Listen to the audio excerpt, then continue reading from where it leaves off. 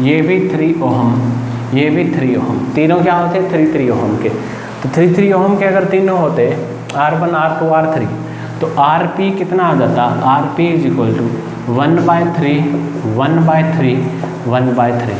तो 1/RP 3 क्या ले लेते इसका एल्शियम 3 1, इसका भी 1, इसका भी 1, कितना आ जाता 3/3। तो RP is equal to 1/RP is equal to 3/3 यानी 1/1। तो RP किसके बराबर आ गया 1 ओहम के, किसके आ गया 1 ओहम के। आंसर समझ में आया होगा बात। ये था बेटा कौन सा कॉम्बिनेशन, पैरेलल कॉम्बिनेशन। कौन सा कॉम्बिनेशन था ये, पैरेलल। कौन सा था, पैरेलल कॉम्बिनेशन ऑफ रेजिस्टेंस था। समझ में आया होगा, नहीं आए तो बेटा एक बार इसको वीडियो को थोड़ा दोबारा देख लीजिए। कॉम्बिनेशन ऑफ रेजिस्टेंस,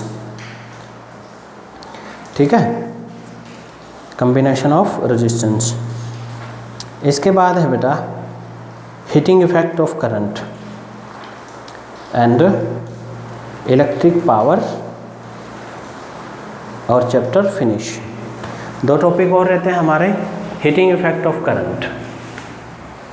आगे कौन सा टॉपिक है, हीटिंग इफेक्ट ऑफ करंट। थोड़ा जल्दी देखिए, मेमोरी पूरी होने वाली है। Heating effect of current, heating effect of current, इसका मतलब क्या होता है, when current flow through a conductor it produce heat. जब वो करंट, अब हम देखते हैं कि करंट जाने वाले वायर को टच करते हैं तो वो गर्म होता है, यानी हीट प्रोड्यूस हुआ है। क्या प्रोड्यूस हुआ है, हीट। तो हमने पीछे पढ़ा था पोटेंशियल इज इक्वल टू क्या होता है, वर्क डन बाय क्यू होता है, ठीक है। तो work done by Q, work done by क्या होता है, क्यू। और करंट किसके बराबर होता है, करंट ये होता है क्यू बाय टी। तो क्यू किसके बराबर हो जाएगा, आई इंटू में टी। तो पोटेंशियल किसके बराबर हो गया, डब्ल्यू बाय आई टी। तो डब्ल्यू किसके बराबर हो जाएगा, वी इंटू में आई टी। और V according to Ohm's law क्या होता है, आई आर। तो वी की जगह आई आर, ये क्या हो गया आई टी। तो ये हो जाएगा आई और आई स्क्वायर आर टी। ये वर्क डन, या फिर इसको क्या बोलते थे, हीट। इतना हीट प्रोड्यूस होगा जब किसी वायर के अंदर से करंट फ्लो करेगा। समझ में आया ना। अब हीटिंग इफेक्ट ऑफ करंट की एप्लीकेशंस है बेटा कुछ, यानी हम हीटिंग इफेक्ट ऑफ करंट का कहाँ पे देखते हैं काम। तो हम पानी को गर्म करने के लिए इलेक्ट्रिक रोड का यूज़ करते हैं, इलेक्ट्रिक रोड, ठीक है। Use to, it is use to boil water. Water को गर्म करने के लिए किसका यूज़ करते हैं, इसका। एक होता है बेटा इलेक्ट्रिक प्रेस, इलेक्ट्रिक प्रेस जो घरों में आयरन इस्त्री यूज़ करते हैं ना, वो भी क्या है, it is use to press clothes. कपड़ों को, क्लोथ्स को वो करने के काम आता है, ठीक है। इसकी ये एप्लीकेशन है, हीटिंग इफेक्ट ऑफ करंट की ये क्या है, एप्लीकेशन। क्लियर है, ये 2 ही है। इसके बाद है बेटा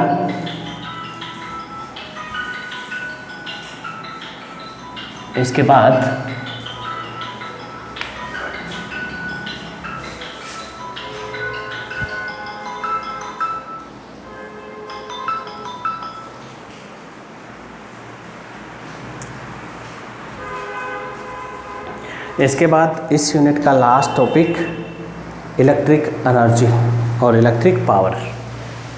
इलेक्ट्रिक एनर्जी और इलेक्ट्रिक पावर। तो पहले हम इलेक्ट्रिक पावर को पढ़ेंगे।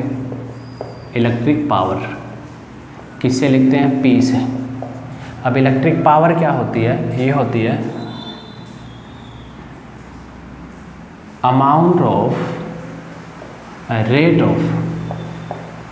Of work done, rate of work done to maintain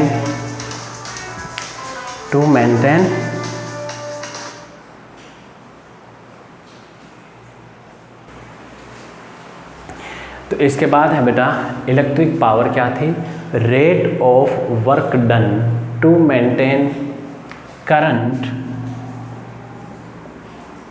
in the circuit by external source of potential, ठीक है, रेट ऑफ वर्क डन।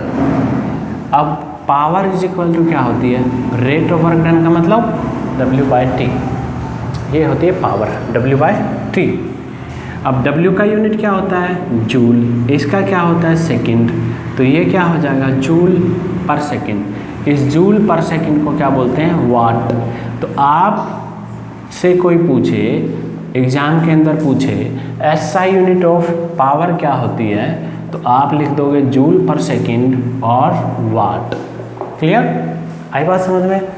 तो पावर, अब वर्क डन किसके बराबर था, हमने पढ़ा था पोटेंशियल क्या था, वर्क डन बाय चार्ज, तो वर्क डन किसके बराबर हो जाएगा, इसके बराबर V इंटू में Q। क्लियर, V होता है IR और Q होता है IT, तो ये क्या हो गया, I²RT, I²RT हो गया। तो ये पावर आ गई आपकी I²RT बाय, इसके बाय T, इसके बाय T, इसके बाय भी T से T कैंसिल, तो पावर आ गया बेटा I² इंटू में R। क्लियर है, ये क्या थी बेटा आपकी पावर, क्या थी, इलेक्ट्रिक पावर। समझ में आया होगा इलेक्ट्रिक पावर क्या होती है। अब ना इलेक्ट्रिक पावर की अलग अलग यूनिट्स हैं, जैसे एक यूनिट्स हैं, इसकी डिफरेंट यूनिट्स के बारे में पढ़ लेते हैं हम, डिफरेंट यूनिट्स। तो बेटा इसकी SI यूनिट क्या हो जाएगी, वाट। एक होती है बेटा किलोवाट, ये होती है 1000 वाट के बराबर। एक होती है मेगावाट, ये होती है 10⁶ वाट के बराबर, ठीक है। एक होती है 1 किलोवाट आवर्स, ये होती है 3.6 इंटू में 10⁶ वाट के बराबर, ठीक है। इस 6 वाट के बराबर, किसके बराबर, 6 वाट के बराबर, या फिर इसको बोल देते हैं जूल बेटा, 1 किलोवाट को जूल के बराबर। एक होती है हॉर्स पावर, एक हॉर्स पावर 746 वाट के बराबर होती है। तो ये बेटा यूनिट्स जो है आप याद रखेंगे।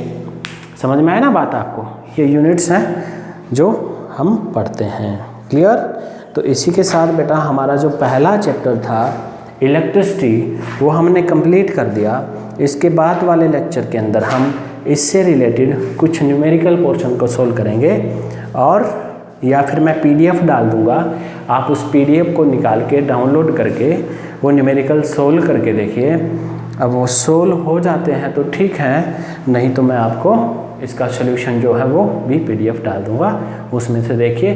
फिर भी समझ में नहीं आते हैं तो मेरा नंबर आपके पास है, आप कॉल करिए, आप मैसेज करिए, इस सब का सलूशन हम आपको अवेलेबल करवाएंगे, ठीक है। Thank you. ये पहला यूनिट था बेटा, इसको एक दिन में फिनिश मत करिए, इसको 10 मिनट्स करके 1 बाय 1 डे आप इसको अच्छी तरह से रिवाइज करिए, ठीक है। थैंक यू, धन्यवाद।